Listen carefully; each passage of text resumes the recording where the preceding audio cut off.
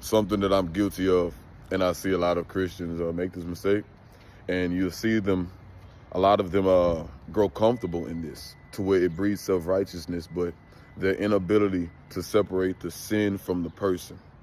Like, we go through stuff, we go through life, people transgress us, people do things, we see the truth, we know the truth, but we're not at peace with the truth. So whenever we go out into the world, we're seeing a lot of sin, we're seeing the stuff that people indulge in, and we know that it's wrong, but we don't never check on how we going about it, right? So what happens is we go into the world, and this is what happens. We'll become judgmental, start to condemn people. And you do want to call out evil, but you always want to call out evil from a place of truth and from a place of love. You see what I'm saying? People going to feel how they feel whenever you speaking the truth, even when you are coming from a place of love.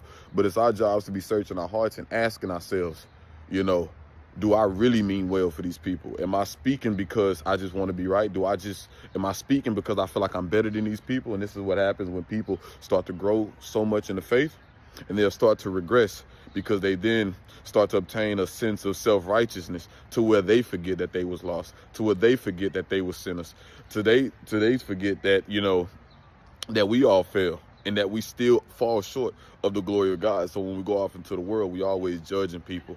We discern this, but we're not discerning it and bringing it back to the Lord or trying to draw them to the Lord. We discern it, talk about them, judge them, and go about our business. Discern it, talk about it, judge it, and go about our business. But if you're going to discern something, you can see what you see and try to speak life into that person, or try to give them, you know, words of encouragement, or whatever the case may be, you know. But I see a lot of people walk with this self-righteousness, this mentality as if, you know, nobody else can be saved. They look at people and be like, well, they ain't got no hope. Who's to say that? Who are you to say that don't nobody have no hope of getting saved? Or who are you to say that the position that they're in, they're going to remain stuck in? I guarantee you, if people looked at me who I was years ago, I'm pretty sure people looked at me and just thought, man, he was done. And even at times, I'm not going to say I thought I was done in a sense, because God wouldn't even come into my mind at the time. But that's scary, because I could have been, but I wasn't.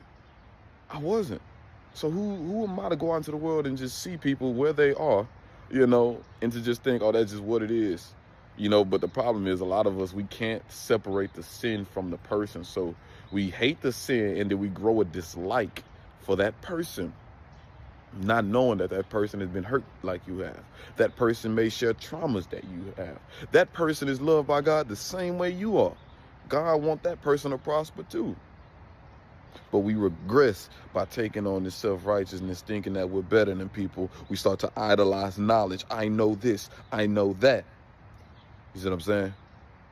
But now you